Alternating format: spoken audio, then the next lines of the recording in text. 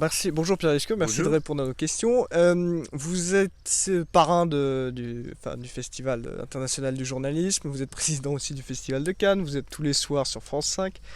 Euh, on peut se poser la question, après tout ce que vous avez fait même avant, Quand est-ce que tu vas nous lâcher? on Give peut, me a break, man.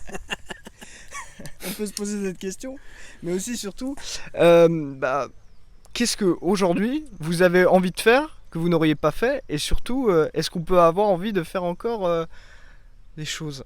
Ça. Euh, Charlot, Charlie Chaplin, a dit un truc tout simple. La vie, c'est le désir. Le jour où tu n'as plus de désir, c'est comme si tu étais mort. C'est le meilleur moyen de se créer des cellules malignes. Le désir, c'est la curiosité, c'est l'envie de rencontrer des gens, c'est l'envie d'être épaté. Moi, j'ai toujours dit aux gens que j'engageais depuis 50 ans, euh, soyez très bons, travaillez fort, essayez d'avoir des points de vue et épatez-nous. Apportez un truc que merde, personne n'a apporté.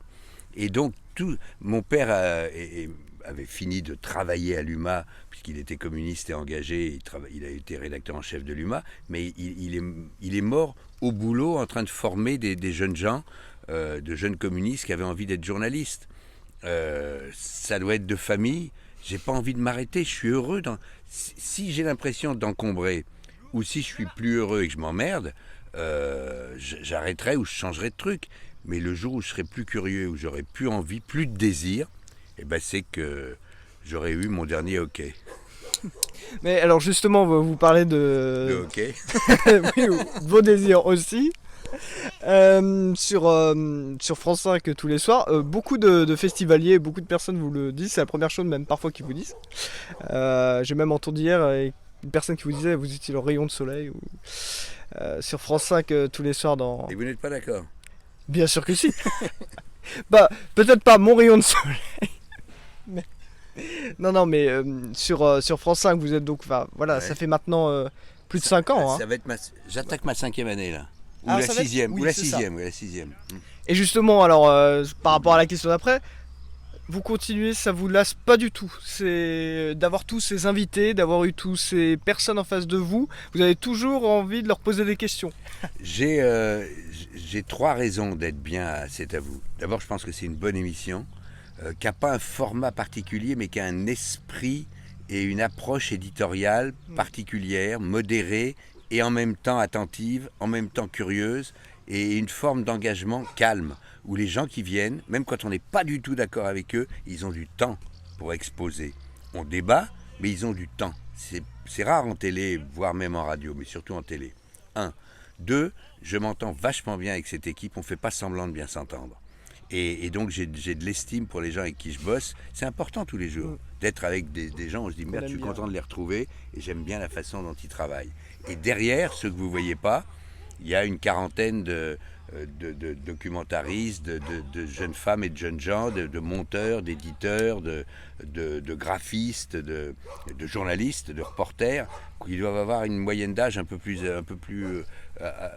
au-dessus de la vôtre, mais ils doivent avoir une 30 ou 32 ans d'âge moyen. Donc pour moi, quand on est 74 et qui ai toujours bossé avec des jeunes, me pointer tous les après-midi ou fin d'après-midi et d'être au milieu de jeunes gens qui sont d'aujourd'hui, qui sont curieux, qui ont du goût pour le journalisme et pour la télé, qui bouquinent, qui vont au cinéma, qui écoutent de la musique, ça me permet d'échanger avec des gens qui sont aussi curieux que moi, voire plus, et qui me nourrissent aussi. Donc j'espère que je leur apporte des trucs, mais c'est lycée de Versailles. Et justement, par rapport à ça, vous êtes aussi donc... vous êtes absent 2 semaines à peu près de cet à vous en mai, c'est pour le Festival de Cannes. Ah oui, c'est vrai. Voilà, c'est vrai, il y a ça aussi. Bon, le Festival de Cannes et Couture, ça n'a rien à voir. En quoi c'est... Je vais pas vous demander en quoi c'est différent, parce que bon, pour ceux qui seraient venus au Festival de journalisme, on comprendrait très vite. Mais plutôt, euh, pourquoi, pourquoi ils sont un peu antinomiques, les deux, finalement? Pourquoi ils sont un peu opposés? Ils sont à la fois Parce que pour l'instant, antinomiques c'est les et mêmes opposés. personnes. Ouais. Ils sont à la fois antinomiques et opposés. La seule vraie différence, c'est qu'à Couture, il n'y a pas la mer. Il y a la Garonne. C'est intelligent ce que je viens de dire. Mais ils sont à la fois antinomiques, évidemment, parce que c'est un petit village de moins de 400 habitants, qui est contraint par la Garonne, qui ne peut pas se développer, qui est inondé de temps en temps et salement, etc. etc. Il y a tout ça. Et Cannes, c'est à la fois une ville de congrès, une ville de retraités, une ville au bord de la mer, une ville de palace et une ville de pauvreté aussi, quand on va à la périphérie. Et on met un tapis rouge, on met des smokings et des robes du soir, et on regarde des films, y compris des films qui parlent de problèmes sociaux graves, etc. Mais cette année, c'était le 72e ou 13e, j'ai oublié. Ah bah oui, je ne savais pas non plus. Bon bref. Et pourtant j'ai suivi, puisque sur le cinéma. Donc Cannes, c'est évidemment différent, mais en même temps, une fois que j'ai listé les antinomies évidentes, il y a aussi en commun la passion. La passion du journalisme ici, la passion de dialoguer sur les faits de société, la passion de voir comment on va continuer à s'informer tellement c'est clé pour la démocratie, la passion de comprendre pourquoi il y a une telle défiance à l'égard d'un certain nombre de journalistes de la part d'un certain nombre de citoyens. Il y a forcément évidemment quelque chose à gratter, à creuser, à comprendre. Et à Cannes, c'est la passion du cinéma, qui est à la fois le 7e art, qui est à la fois une économie de prototype. Comme toutes les économies de prototype, c'est fragile. Les systèmes, les régulations vont changer et doivent évoluer avec l'explosion technologique, les nouveaux usages, les plateformes, tout ce que vous savez. Donc, il y a des problèmes et en même temps, il y a de la création. Comme à Couture, comme au Festival de journalisme. Et justement, vous êtes aussi, en parlant du journalisme, c'est un peu lié au modèle économique, un des initiateurs de Molotov, c'est ça ? Est-ce que justement Molotov, c'est un succès, enfin en tout cas de téléchargement d'applications, hein, puisqu'il y a plus de 5 millions d'utilisateurs. Plus de 6 maintenant, oui. Est-ce que justement ça fait partie du nouveau modèle ? Quel regard vous portez à votre place, à votre rôle, sur les nouveaux modèles à inventer, à créer, et comment vous en faites partie ? Sur Molotov, on en fait partie parce que en OTT, c'est-à-dire par le net, on distribue de la télé et je crois que l'ergonomie de Molotov est largement aussi performante et aussi véloce que l'ergonomie de Netflix que beaucoup louent et complimentent avec raison. Donc nous, on ne distribue pas des séries, des specials ou des stand-up ou des films, on distribue la télé et je trouve que la simplicité, la rapidité, je l'ai dit, de la plateforme Molotov est extrêmement moderne. Elle permet de commencer sur un iPhone, ce que vous continuerez sur un iPad ou sur l'écran de votre ordinateur ou de votre salon, et d'avoir une consommation fluide à votre heure, à votre moment. En 3 clics, vous avez à peu près le doc dont votre pote vous avait parlé et que vous retrouvez. Donc, on participe aux nouveaux usages par la simplification, la rapidité et en ayant gambergé toute cette transformation qu'on doit beaucoup à Jean-David Blanc, le créateur le premier de Molotov, après avoir créé Allociné, la façon dont il a pensé à l'usager d'abord. Et alors ma question sous-jacente, c'était surtout comment vous vous informez. Comment aujourd'hui, est-ce que vous êtes sur les réseaux sociaux ? Moi je m'informe de 3 manières, comme un petit millefeuille. J'ai additionné toutes mes formes d'information depuis toujours. Je me lève, je jette un coup d'œil à mon portable, voir s'il y a des alertes.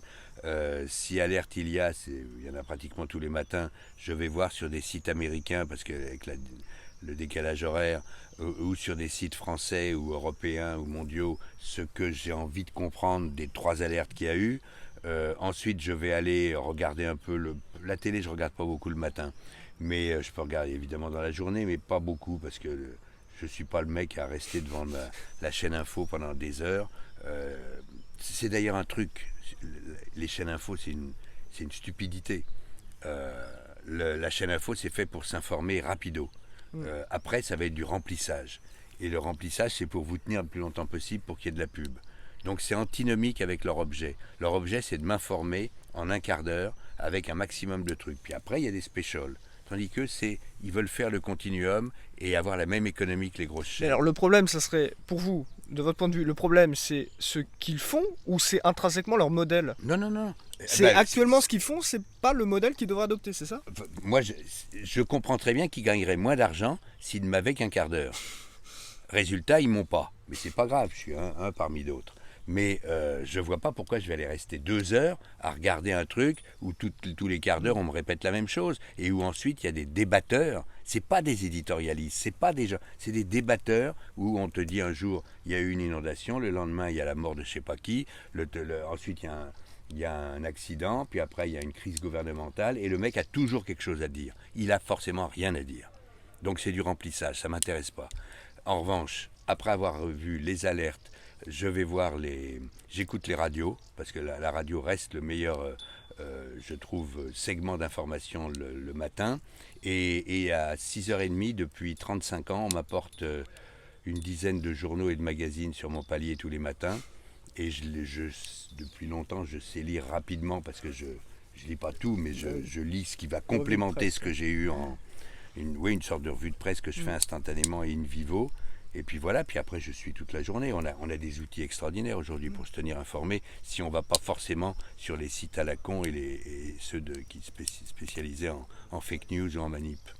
Et pour finir, juste pour rebondir sur ce que vous avez dit, BFM TV et ses nouveaux modèles, c'est aussi une télévision, vous avez parlé des débatteurs, c'est un peu ce dont est préservé, pour revenir à C'est à vous. Vous pensez que à C'est à vous, c'est un peu préservé? Cette émission, elle est préservée de ces débatteurs, de ces éditorialistes qui viennent? Parce qu'il y en a qui viennent. Bien sûr, voilà. Mais on les invite sur un sujet spécifique et on ne les invite pas tout le temps, ils n'ont pas leur rond de serviette en permanence. Donc un jour, le lendemain d'une grande manif, d'un grand événement, d'un moment gouvernemental ou politique important, c'est intéressant d'avoir un ou deux points de vue qui se confrontent une fois qu'on a exposé les choses. Ce que je n'aime pas dans le modèle, j'ai rien contre BFM ou les autres, mais c'est surtout essayer, alors qu'on est là sur une chaîne d'infos qui doit m'informer, ensuite je vais manger un complément, un éclairage, quelque chose, puis après je vais ailleurs, la vie continue. Non. Le tout, c'est de me pluguer dessus, me tenir par les roupettes pour que je reste toute la journée pour que ça fasse de l'audience et donc de la pub. Ça, c'est contre nature. Et donc, forcément, ils sont amenés à pervertir le rapport que le citoyen doit avoir avec l'info. Je le pense profondément. Bon, et alors, dernière question. Mathieu Noël, est-ce qu'il vous manque? Eh bien, il me manque parce que d'abord, c'est un homme extra. C'est un homme qui rend la vie gaie et qui vous oblige à vous moquer de vous-même. Et puis il était tellement drôle, mais il veut plus faire de télé, il veut continuer à faire de la radio, écrire des pièces, et je pense qu'il va en écrire des bonnes. Bon, merci beaucoup de nous avoir